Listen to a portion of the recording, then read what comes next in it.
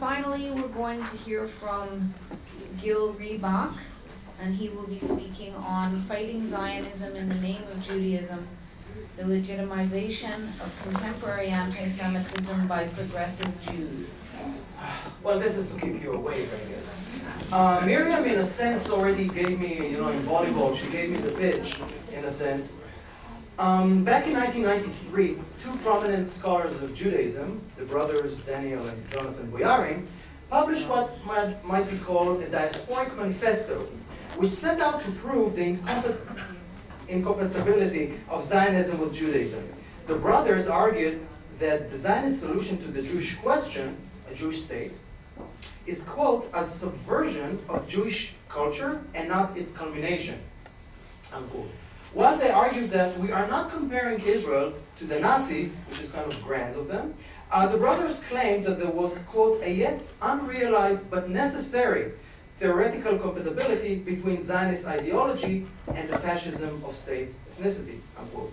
The authors maintained, quote, the only moral path for Jews would be the renunciation of Jewish hegemony qua Jewish hegemony. Either Israel must entirely divest itself of the language of race and become truly a state that is equally for all of its citizens and collectives, or the Jews must divest themselves, a very interesting verb of course, must divest themselves of their claim to space, unquote.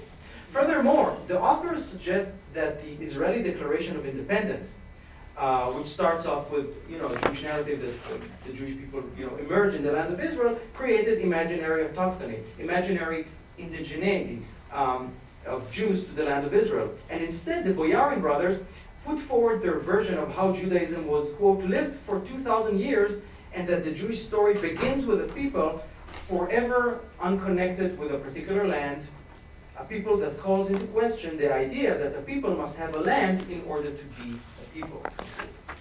I think the Boyarin's argument is very interesting because in a sense it distills the two main components of anti-Zionism espoused by progressive Jews. First of all, it's the theological / religious component. That a Jewish sovereign nation state, according to them, is categorically opposed to Judaism because of its tenets, because of its values, and so on. A second component, which is sometimes intertwined with the first one, focuses on Jewish historical experience, meaning diasporic experience, in the absence of a territorial homeland, and that diaspora experience allegedly is the essence of Jewishness, which precludes the creation or continued existence of a Jewish nation state, and definitely a nation state in the land of Israel. Those two components are at times followed by another corollary that I think Miriam already mentioned, in which those Jewish progressives downplay the fact that anti-Semitic content can be easily found in much of the contemporary contemporary anti-Zionism, if not denied entirely. Now, from the outset, I want to clarify two things. I'm not going to talk about opponents of Zionism that belong to the Haredi camp, to the ultra-Orthodox camp. Those circles use different vocabulary. It has different historical roots and tactics. Some people in this room wrote about them. And second, I do not refer to any political arguments about Israel's territory or territorial concessions. I'm talking about people who actually deny Israel's right to exist in any borders while giving theological or historical reasons for that. Jewish progressive, that is. Now, whereas the Boyarin brothers are scholars who are well versed in Jewish texts, and therefore they tip their hat to multiplicity of voices within Judaism, no such recognition exists among others. One example, he already passed away a few years ago, civil rights activist Henry Schwarzschild, who also combined the purported Jewish religious values and their historical experience to attack Israel. During the First Lebanon War in 1982, the German-born Schwarzschild termed it a blitzkrieg that is Teutonic in its ruthlessness, and he proclaimed, quote, I now renounce the state of Israel, disavow any emotional obligation to it, and declare myself its enemy. According to him, the Lebanon War, quote, has now made clear to me that the resumption of political power of the Jewish people after 2,000 years of diaspora has been a tragedy of historical dimensions. Now, for Schwarzschild, the price of a Jewish state, he called it Jewishly unacceptable, as it violates any values for which, quote, Judaism and Jews exist in history. Now, how do you define those values, according to him? Jewish, according to him, is what's human and moral, and Israel stands in sharp contrast, quote, to the values of peace and social justice that the Jewish tradition commands, unquote. Now, in the wake of the Second Intifada in the early 21st century, a few edited collections of articles by, interviews with anti-Zionist Jews came out, such as Tony Kushner's and Alisa Solomon's Wrestling with Zion, Adam Schatz's Prophets Outcast, and Seth Farber's Radicals, Rabbis, and Peacemakers. In those collections and elsewhere, anti-Zionist tropes invoke Judaism and often revolve around what is termed prophetic Judaism. This is a new buzzword that was used. As the social activist and psychologist Seth Farber, you can see him in this picture, who edited Radicals, Rabbis, and Peacemakers, defined this prophetic Judaism as, quote, human striving to realize universal ideas of justice. Those universal ideas apparently vanish because he speaks only about Israel and sometimes also about the US. And he argued that the great Jewish prophets were critics of their own society, and therefore he focuses on Jews. He brushes aside any of Israel's security concerns. In fact, he comments that Israel's security concerns are bogus, writing to protect the security of its citizens, and this is not air quotes, that's in the original text, to secure protect the security of its citizens.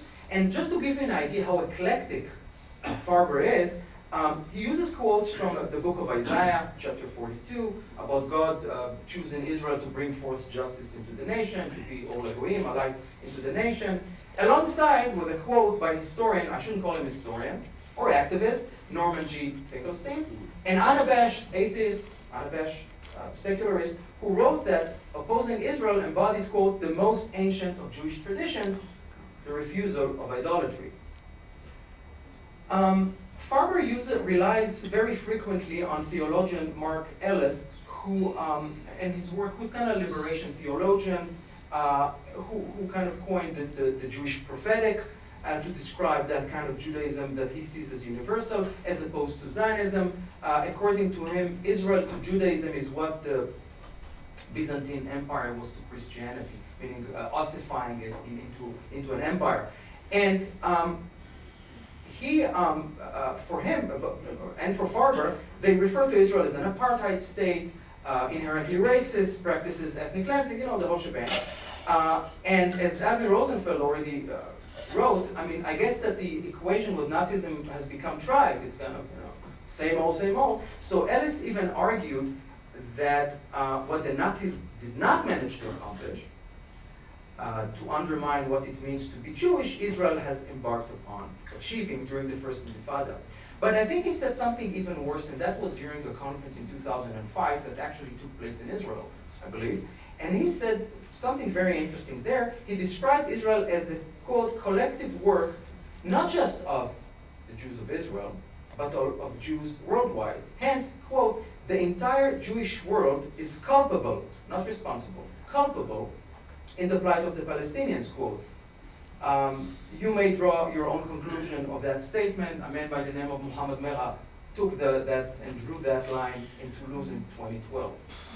While many progressive Jews refer to Judaism and what they see as Judaic values, most of them have very little literacy and knowledge about Judaism, and as some of them are avid secularists, they usually turn to something where they feel more comfortable in that alleged Jewish historical experience, and they often portray an almost idyllic picture, historically false, of diasporic communities that were spread across the world, that shunned violence, stressed spirituality and justice over materialism and land. One example is the Jewish supporter of Senator Bernie Sanders' presidential bid, the blogger Jesse Alexander Meyerson. You can see him here. And this is where he published in 2016 an article in the Village Voice called The Heresy and Evangelism of Bernie Sanders.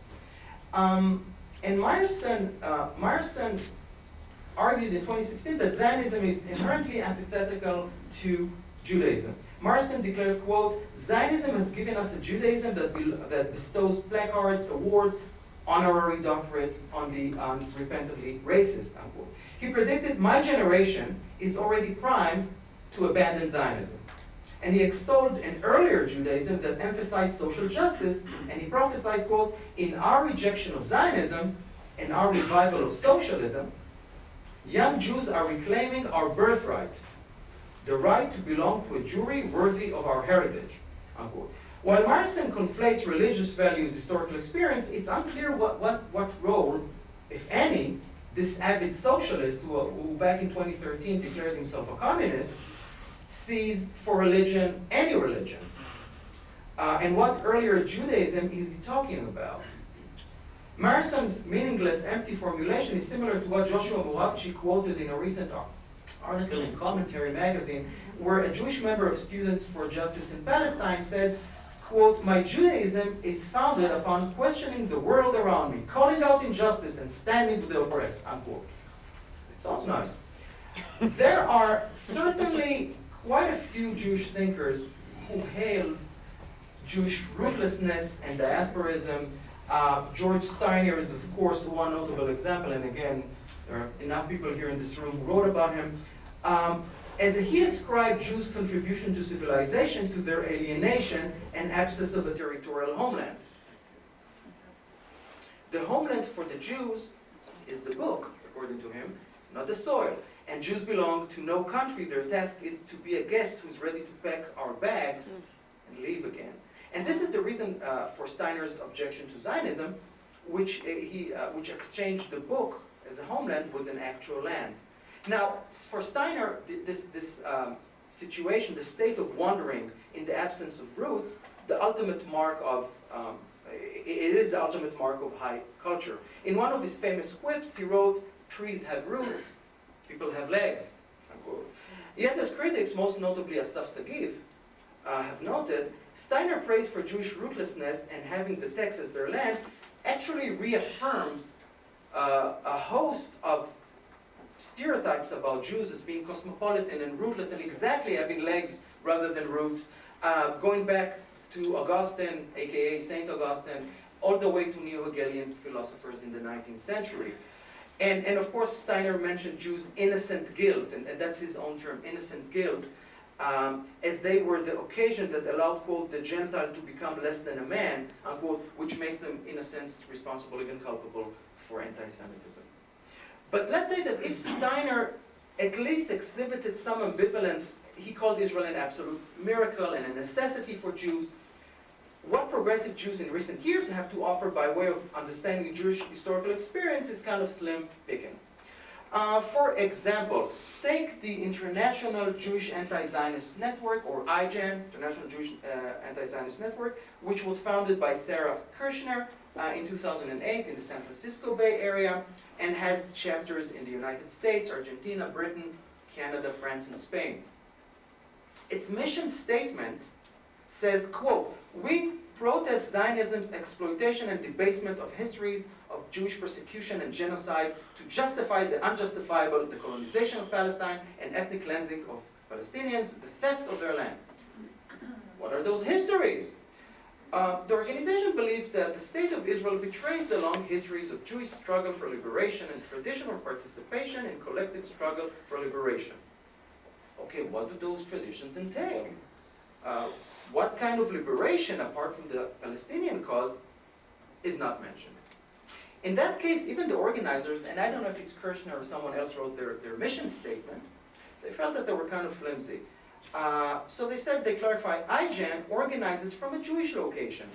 This is the San Francisco area, that's a Jewish location, which we understand as social and historical. But our members hold a range of relationships to religion, spiritual, and cultural expressions of Judaism. Unquote. In other words, some of our members might think that Judaism or any religion is baloney, and we know nothing about Jewish history, but that will not prevent us from speaking in your name. A more sophisticated version of the link to Jewish historical experience in Judaism appears in the principles of If Not Now movement, which emerged during the Operation Protective Edge in 2014. The movement's name is taken from a saying attributed to 1st century BCE sage Hillel, Pharisee, Hillel the Elder, and this is members of the group that Twitter last month Twitter campaign I Stand with Ilhan, their identification with Representative Omar, and in their self-description, the organizers stated, quote, "We are grounded in the values of a Jewish tradition. We celebrate Jewish cultural diversity as a source of resilience. We connect our movement to Jewish traditions, languages, rituals, practices, knowing that there are as many ways of being Jewish as there are Jews."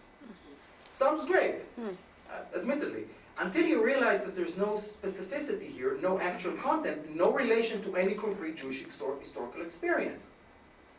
I want to start, I can give you other, but I don't have time, so many other examples. Let me cut to kind of conclusions. And I think we can draw at least 3 conclusions here. 1, the very attempt to compress, the very attempt to flatten Jewish traditions that evolve over millennia, as well as diverse Jewish experiences over continents, over different eras, into a buzzword or a soundbite. Tikkun olam, repairing the world. Prophetic Judaism. Tzedek, tzedek tirdof, justice, justice you shall pursue, characterizes most of those organizations and individuals, and they reveal the sheer ignorance about Judaism and Jewishness within contemporary American Jewry, where any smattering of a superficial talk about universal justice and prophets will do the job.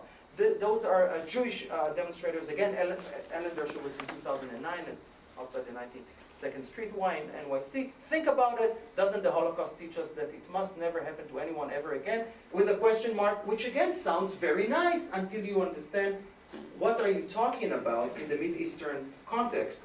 Number 2, the influence of identity politics is also quite noticeable among those individuals. When they start a sentence as a Jew, as a rabbi, as the son of a Holocaust survivor, as a survivor, those of you remember the Toronto 2014 Not in My Name, after the operation in Gaza, in which 3 or 4 Holocaust survivors were kind of recruited to say not in our name, and to make this abysmal analogy between Gaza and Auschwitz. And when those critics are using their Jewishness as justification, they're not only that they belong to that group, but they also bring to the table the ultimate legitimacy to stigmatize Israel and Zionism. And then they invoke authenticity as a Jew, as a rabbi, as a survivor, yet they reinforce the pretense of universalism.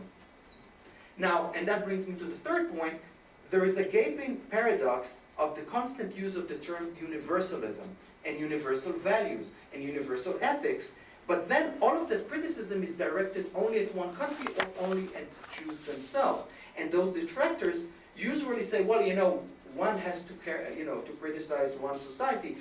Those people don't live in Israel to begin with, but even so, the outcome is not even double standard, it's an abyss between the standards that apply only to Jews, and in some cases to Westerners in general. How is that all connected to anti-Semitism? Any essential part of contemporary anti-Semitism on the far left is the negation, A, of Jewish peoplehood, and B, the denial of their right for self-determination as a collective. A crucial building block is the justification of such negation via the misuse of Judaism. Emanuel Ottolenghi already argued that anti-Zionist Jews who serve as an alibi or fig leaf for contemporary anti-Semitism. The people I mentioned are doing something more, because what they do, it's not just the fact that they're Jewish, but they attempt to prove that the state of Israel and Zionism are antithetical to the true spirit and values of Judaism and the Jewish people and the Jewish historical experience, and for that purpose they have employed a host of methods. And just as I published an article called Helpless Refugees or the Seed of Amalek, which just took one small discussion about Syrian refugees, who should accept them and why, just to show the spectrum today within Judaism. Forget historical experience or Judaism as an abstract.